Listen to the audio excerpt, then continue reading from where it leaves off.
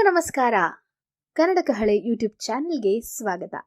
ನಾನು ನಿಮ್ಮೆಲ್ಲರ ಪ್ರೀತಿಯ ಹೆಮ್ಮೆಯ ಕನ್ನಡತಿ ಶುಭ ಪಲ್ಲವಿ. ಸ್ನೇಹಿತರೆ, ಕನ್ನಡ ಸಾಹಿತ್ಯಕ್ಕೆ ಎಷ್ಟು ಜ್ಞಾನಪೀಠ ಪ್ರಶಸ್ತಿಗಳು ಬಂದಿದೆ ಗೊತ್ತಿದೆಯಲ್ವಾ? 8. ಭಾರತದ ಎಲ್ಲಾ ಭಾಷೆಗಳಲ್ಲೂ ಅತ್ಯಧಿಕ 1200 ವರ್ಷಗಳ ಶ್ರೀಮಂತ ಪರಂಪರೆ, 3 ರತ್ನಗಳು, ವಚನ ಕ್ರಾಂತಿ, 8 ಜ್ಞಾನಪೀಠಗಳು. ಹೇಗೆ ಬೆಳೆಯಿತು ನಮ್ಮ ಕನ್ನಡ ಸಾಹಿತ್ಯ ಎಂದು ತಿಳ್ಕೊಳ್ಳೋಣವಾ? ಹಳಗನ್ನಡ ಕಾಲ. ಕನ್ನಡ ಸಾಹಿತ್ಯದ ಬೆಳವಣಿಗೆಯನ್ನ 3 ಪ್ರಮುಖ ಯುಗಗಳಾಗಿ ವಿಂಗಡಿಸಲಾಗುತ್ತೆ. ಮೊದಲನೆಯದು ಹಳಗನ್ನಡ ಕಾಲ. ಕ್ರಿಸ್ತಶಕ 450ರಿಂದ 1200ರವರೆಗೆ ವಿಸ್ತರಿಸಿರುವಂತಹ ಈ ಯುಗ ಕನ್ನಡ ಸಾಹಿತ್ಯದ ಅಡಿಪಾಯದ ಕಾಲ. ರಾಷ್ಟ್ರಕೂಟ, ಚಾಳುಕ್ಯ ಮತ್ತು ಗಂಗ ರಾಜವಂಶಗಳ ಆಶ್ರಯದಲ್ಲಿ ಸಾಹಿತ್ಯ ಅಭಿವೃದ್ಧಿ ಹೊಂದಿದೆ. ಜೈನ ಧರ್ಮದ ಪ್ರಭಾವ ಪ್ರಮುಖವಾಗಿತ್ತು. ಈ ಯುಗದ ಅತ್ಯಂತ ಮಹತ್ವದ ಕೃತಿ ಕವಿರಾಜ ಮಾರ್ಗ.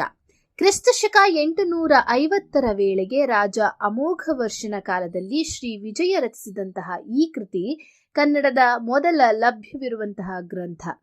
ಇದೇ ಕನ್ನಡದ ಮೊದಲ ಕಾವ್ಯಶಾಸ್ತ್ರ ಕೃತಿ ಕೂಡ. ಹಳಗನ್ನಡ ಯುಗದ ಹೆಮ್ಮೆ ಅಂತ ಅಂದ್ರೆ ಕನ್ನಡ ಸಾಹಿತ್ಯದ ತ್ರಿರತ್ನಗಳು, 3 ಅಮೂಲ್ಯ ರತ್ನಗಳು. ಅಂದ್ರೆ ಮೊದಲನೆಯವರು ಪಂಪ, ಆದಿಕವಿ ಅಂತಾನೆ ಕರೆಯಲ್ಪಡುವಂತಹ ಪಂಪ, ಆದಿಪುರಾಣ ಮತ್ತು ವಿಕ್ರಮಾರ್ಜುನ ವಿಜಯ ಎಂಬ ಮಹಾಕಾವ್ಯಗಳನ್ನ ರಚಿಸ್ತಾರೆ. ಎರಡನೆಯವರು ಪೊನ್ನ, ಶಾಂತಿ ಪುರಾಣದ ಮೂಲಕ ಖ್ಯಾತಿಯನ್ನ ಪಡೆದವರು. ಮೂರನೆಯವರು ರನ್ನ, ಕವಿ ಚಕ್ರವರ್ತಿ ಅಂತಾನೆ ಕರೆಯಲ್ಪಡುವಂತಹ ರನ್ನ ಗದಾಯುದ್ಧ ಮತ್ತು ಸಾಹಸ ಭೀಮ ವಿಜಯ ಕೃತಿಗಳ ಮೂಲಕ ಸಾಹಿತ್ಯ ಲೋಕದಲ್ಲಿ ಅಚ್ಚಳಿಯ ಗುರುತನ್ನ ಮೂಡಿಸಿದ್ರು. ಈ ಯುಗದಲ್ಲಿ ಚಂಪು ಕಾವ್ಯಗಳು ವಿಶೇಷವಾಗಿ ಬೆಳೀತವೆ. ಗದ್ಯ ಮತ್ತು ಪದ್ಯಗಳ ಸುಂದರ ಸಂಯೋಜನೆಯ ಶೈಲಿ ಹಳೆಗನ್ನಡ ಸಾಹಿತ್ಯದ ವೈಶಿಷ್ಟ್ಯ. ಹಳಗನ್ನಡ ಕಾಲವು ಕನ್ನಡ ಸಾಹಿತ್ಯಕ್ಕೆ ಶಿಸ್ತು, ಶಾಸ್ತ್ರ ಮತ್ತು ಕಾವ್ಯ ಮೌಲ್ಯಗಳನ್ನ ನೀಡಿದಂತಹ ಅಡಿಪಾಯದ ಯುಗವಾಗಿದೆ. ನಡುಗನ್ನಡದ ಕಾಲ. ಎರಡನೆಯದು ನಡುಗನ್ನಡ ಕಾಲ. 1200ರಿಂದ 1700ರವರೆಗೆ ವಿಸ್ತರಿಸುವಂತಹ ಈ ಯುಗ ಸಾಹಿತ್ಯ ಜನರ ಹೃದಯಕ್ಕೆ ಇಳಿದಂತಹ ಕಾಲ ಅದು. ಈ ಯುಗದಲ್ಲಿ ಸಾಹಿತ್ಯ ಕೇವಲ ರಾಜಸಭೆಗಳಲ್ಲದೆ ಜನಸಾಮಾನ್ಯರ ಬದುಕಿನ ಭಾಗವಾಗುತ್ತೆ. ಈ ಕಾಲದ ಅತಿ ಮಹತ್ವದ ಘಟನೆ ವಚನ ಕ್ರಾಂತಿ. 12ನೇ ಶತಮಾನದಲ್ಲಿ 3 ಮಹಾನುಭಾವರು ವಚನ ಸಾಹಿತ್ಯದ ಮೂಲಕ ಸಮಾಜದಲ್ಲಿ ಆಳವಾದ ಬದಲಾವಣೆಗೆ ಕಾರಣರಾಗ್ತಾರೆ. ಅದರಲ್ಲಿ ಬಸವಣ್ಣನವರು ಕಾಯಕವೇ ಕೈಲಾಸ ಎಂಬ ತತ್ವವನ್ನ ಸಾರಿದವರು, ಅಲ್ಲಮಪ್ರಭು ತತ್ವಜ್ಞಾನಿಯವರು, ಮತ್ತೆ ಅಕ್ಕ ಮಹಾದೇವಿಯವರು ಕನ್ನಡದ ಮೊದಲ ಮಹಿಳಾ ಕವಿಯತ್ರಿ. ಜಾತಿ, ಅಸಮಾನತೆ ಮತ್ತು ಅಂಧಾಚಾರಗಳ ವಿರುದ್ಧ ಧ್ವನಿ ಎತ್ತಿದ ವಚನ ಸಾಹಿತ್ಯ ಸಮಾಜವನ್ನೇ ಬದಲಾಯಿಸುತ್ತೆ.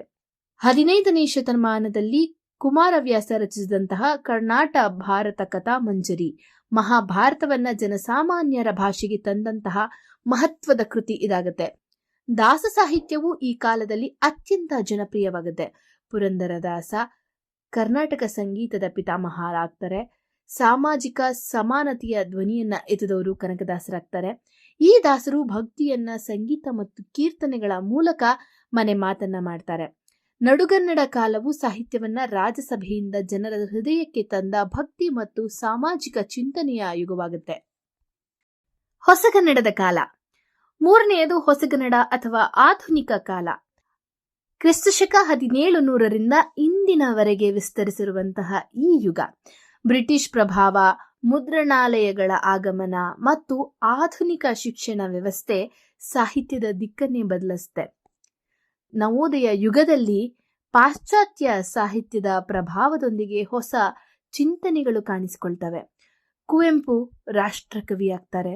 ರಾಮಾಯಣ ದರ್ಶನಂ ಮತ್ತೆ ಮಲೆಗಳಲ್ಲಿ ಮದುಮಗಳು ಈ ಕನ್ನಡ ಸಾಹಿತ್ಯದ ಅಮೂಲ್ಯ ರತ್ನಗಳು. ಬೇಂದ್ರೆಯವರು, ಶಿವರಾಮ ಕಾರಂತರು ಈ ಯುಗಕ್ಕೆ ಹೊಸ ಉಸಿರು, ಹೊಸ ಚಿಂತನೆಯನ್ನ ತರ್ತಾರೆ. ನಂತರದ ಪ್ರಗತಿಶೀಲ ಮತ್ತು ನವ್ಯ ಸಾಹಿತ್ಯದಲ್ಲಿ ಸಮಾಜದ ಅಂತರಂಗದ ಪ್ರಶ್ನೆಗಳು ಮುಂದಕ್ಕೆ ಬರ್ತವೆ. ಗೋಪಾಲಕೃಷ್ಣ ಅಡಿಗ ಮತ್ತು UR ಅನಂತಮೂರ್ತಿಯವರ ಕೃತಿಗಳು ವ್ಯಕ್ತಿಯ ಒಳ ಚಿಂತನೆ ಮತ್ತೆ ಸಮಾಜದ ಸಂಘರ್ಷಗಳನ್ನ ಚಿತ್ರಿಸುತ್ತವೆ.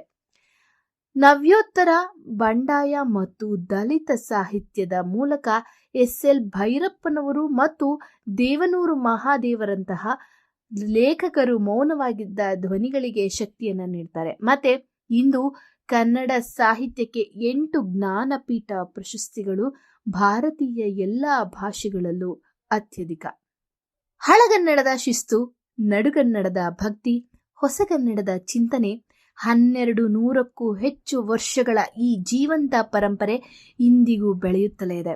ಕನ್ನಡ ಸಾಹಿತ್ಯ ಕೇವಲ ಪುಸ್ತಕಗಳ ಸಂಗ್ರಹವಲ್ಲ, ಇದು ನಮ್ಮ ಸಂಸ್ಕೃತಿ, ನಮ್ಮ ಭಾವನೆ, ನಮ್ಮ ಚಿಂತನೆಯ ಜೀವಂತ ಇತಿಹಾಸ. ಇದು ಕನ್ನಡಿಗರ ಆತ್ಮ, ನಮ್ಮ ಗುರುತು. ಮುಂದಿನ ಪೀಳಿಗೆಗಳಿಗೆ ದಾರಿದೀಪವಾಗಿ ಕನ್ನಡ ಸಾಹಿತ್ಯ ಮುಂದುವರಿಯುತ್ತಿದೆ. ನಿಮಗೆ ಈ ವಿಡಿಯೋ ಇಷ್ಟವಾದರೆ ಲೈಕ್ ಮಾಡಿ, ಶೇರ್ ಮಾಡಿ ಮತ್ತು ಕನ್ನಡ ಸಾಹಿತ್ಯವನ್ನ ಪ್ರೀತಿಸುವಂತಹ ಪ್ರತಿಯೊಬ್ಬರಿಗೂ ಕೂಡ ತಲುಪಿಸಿ. ಮುಂದಿನ ಭಾಗದಲ್ಲಿ ಭೇಟಿಯಾಗೋಣ. ಜೈ ಕನ್ನಡ ಸಾಹಿತ್ಯ, ಜೈ ಕರ್ನಾಟಕ ಮಾತೆ. ಪ್ರತಿಕ್ಷಣ ಶುಭವಾಗಲಿ, ಪ್ರತಿಕ್ಷಣ ಕನ್ನಡಮಯವಾಗಲಿ. ನಮಸ್ಕಾರ. ಮಳೆಯೋ ಸುಧೆಯೋ ಕನ್ನಡ ಸವಿನುಡಿಯೋ, ಕುಮಾರ ವ್ಯಾಸನ ಕಾವ್ಯದ ಚಂದ, ಕವಿ ಸರ್ವಜ್ಞನ ಪದಗಳ ಅಂದ, ದಾಸರು ಶರಣರು ನಾಡಿಗೆ ನೀಡಿದ ಭಕ್ತಿಯ ಗೀತೆಗಳ ಪರಮಾನಂದ. ರನ್ನನು ರಚಿಸಿದ ಹೊನ್ನಿನ ನುಡಿಯು, ಪಂಪನು ಹಾಡಿದ ಚಿನ್ನದ ನುಡಿಯು, ಕನ್ನಡ ತಾಯಿಯು ನೀಡಿದ ವರವು ಸುಮಧುರ ಸುಂದರ ನುಡಿಯೋ. ಜೇನಿನ ಹೊಳೆಯೋ ಹಾಲಿನ ಮಳೆಯೋ ಸುಧೆಯೋ ಕನ್ನಡ ಸವಿನುಡಿಯೋ, ವಾಣಿಯ ವೀಣೆಯ ಸ್ವರ ಮಾಧುರ್ಯವೋ ಸುಮಧುರ ಸುಂದರ ನುಡಿಯೋ. ಜೇನಿನ ಹೊಳೆಯೋ